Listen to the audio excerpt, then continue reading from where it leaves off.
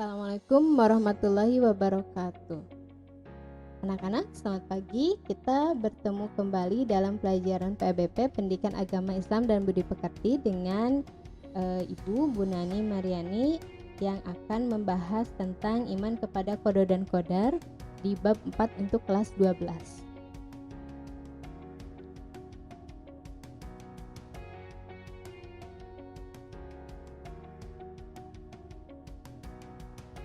Pengertian qada dan qadar dan dalil-dalil tentang qada dan qadar. Qada menurut bahasa berarti menentukan atau memutuskan, sedangkan menurut istilah artinya segala ketentuan Allah sejak zaman azali. Zaman azali ini adalah zaman di mana manusia belum diturunkan ke muka bumi. Jadi manusia itu memiliki 4 fase. Yang pertama fase sebelum dia diturunkan ke muka bumi, yaitu fase azali. Ketika ruh semuanya ditempatkan dalam suatu katakanlah suatu ruang gitu ya, dan Allah Subhanahu wa taala memutuskan di mana manusia itu akan lahir, apa yang akan terjadi dalam hidupnya. Nah, itu sudah ditentukan sejak zaman azali. Qadar menurut bahasa adalah memberi kadar, aturan atau ketentuan. Menurut istilah berarti ketetapan Allah Subhanahu wa taala terhadap seluruh makhluknya tentang segala sesuatu. Dalil Al-Qur'an tentang qada dan qadar, yang pertama adalah Quran surat Al-Qamar ayat 49, yang kedua Quran surat Al-Hadid ayat 22, yang ketiga Quran surat Al-Isra ayat 13, dan yang keempat Quran surat At-Taqabun ayat 11. Dalil as-sunnah atau hadis tentang qada dan qadar. Adapun penjelasan Rasulullah SAW tentang qada dan qadar antara lain diriwayatkan oleh Imam Muslim dalam hadis berikut. Sesungguhnya Allah Subhanahu wa taala telah menciptakan salah seorang di antara kalian dikumpulkan dalam perut ibunya selama 40 hari dalam bentuk nutfah atau sperma. Kemudian berubah menjadi alaqah atau segumpal darah selama 40 hari, kemudian berubah menjadi mudghah atau sepotong daging selama 40 hari. Kemudian malaikat dikirim kepadanya, kemudian malaikat meniupkan ruh padanya, dan malaikat tersebut diperintahkan 4 hal, yaitu menuliskan rizkinya, ajalnya, perbuatannya, dan apakah ia celaka atau bahagia. Nah, intinya Allah Subhanahu wa taala sebelum mengutus manusia ke dalam rahim ibu mereka, Allah telah memutuskan apakah manusia itu akan mendapatkan rezeki yang banyak atau sedikit. Kemudian apakah dia nanti akan meninggal kapan, dan juga bagaimana cara meninggalnya, itu sudah ditentukan oleh Allah Subhanahu wa taala sejak dalam kandungan ibunya ketika dia berumur 4 bulan. Nah, perlu kalian ketahui bahwa manusia ketika hidup di dunia ini, dia sudah ditentukan, sebenarnya sudah ditentukan apakah dia akan masuk surga ataupun masuk neraka. Tetapi dikarenakan Allah Subhanahu wa taala Maha Pengasih, Maha Penyayang, maka manusia diberikan pilihan di hidup di dunia ini, apakah dia akan berbuat baik atau berbuat jahat. Karena Allah Subhanahu wa taala ketika seorang manusia dia berbuat baik, maka dia akan mendapatkan pahala dari kebaikan itu. Walaupun misalnya nanti dia akan ditakdirkan masuk ke neraka misalnya. Tetapi sekali lagi tidak ada satu manusia pun yang mengetahui apakah dia akan masuk surga atau masuk neraka. Maka dari itulah kewajiban manusia hanyalah berusaha supaya dia bisa masuk ke dalam surga. Ada beberapa macam takdir. Yang pertama adalah takdir mu'allaq, takdir yang erat kaitannya dengan ikhtiar manusia. Sebagai contoh, seseorang yang ingin menjadi insinyur pertanian. Nah, dia untuk mencapai cita-citanya dia belajar dengan tekun. Akhirnya apa yang ia cita-citakan menjadi kenyataan dan ia pun menjadi insinyur pertanian.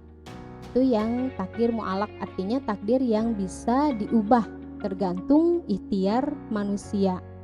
Kemudian yang kedua adalah takdir mubram, yaitu takdir yang ada pada diri manusia dan tidak dapat diusahakan atau tidak dapat ditawar-tawar lagi. Misalnya dia lahir dari ibu yang bernama A, kemudian dia lahir di negara B, kemudian dia mempunyai saudara kandung atau saudara tiri. Nah, itu takdir yang tidak bisa diubah atau tidak bisa diusahakan. Atau misalnya dia ditakdirkan mempunyai bentuk mata yang sipit, bentuk mata yang bulat atau kulitnya hitam. Nah, seperti itu tidak bisa takdir yang tidak bisa diubah atau tidak bisa diusahakan oleh manusia.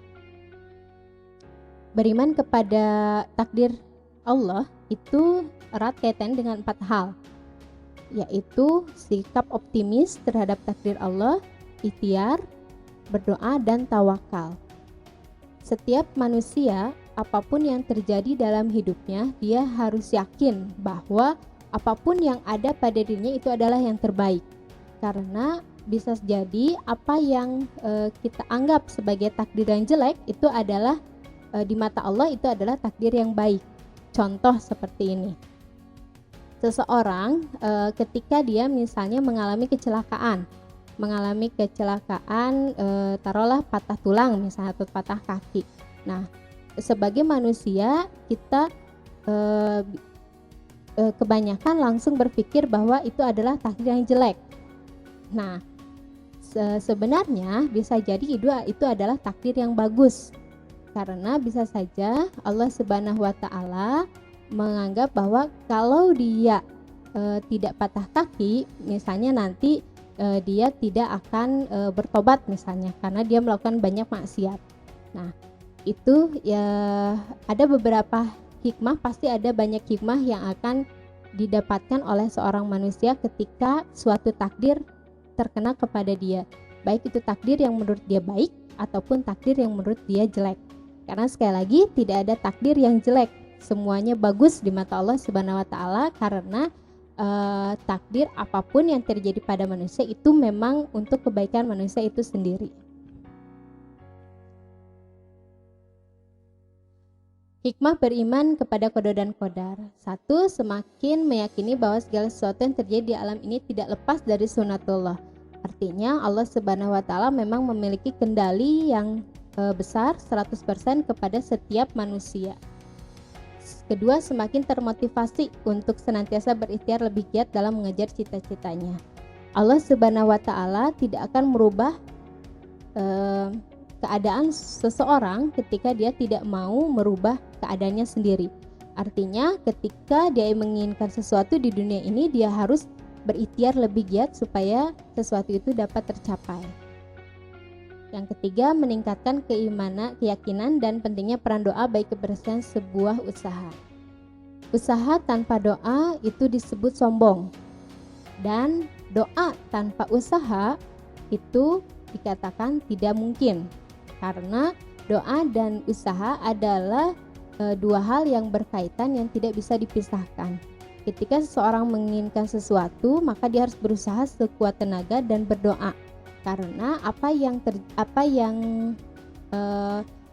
tercapai dalam hidupnya itu bukan hanya karena usaha dia sendiri, tetapi ada peran serta Allah Subhanahu wa Ta'ala dalam mewujudkan keberhasilan yang dia ingin capai.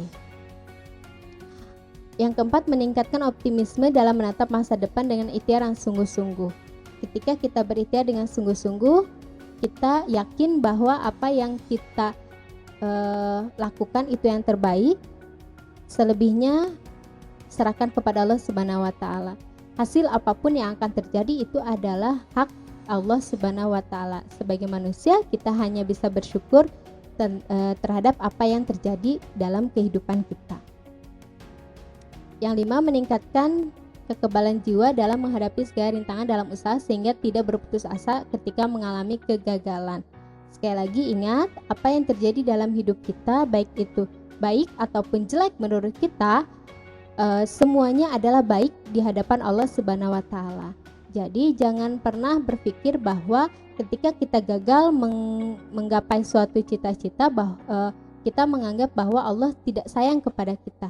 Sebaliknya, semua yang terjadi kepada kita itu menandakan bahwa Allah sangat menyayangi kita dan ingin agar kita belajar dari kegagalan yang telah kita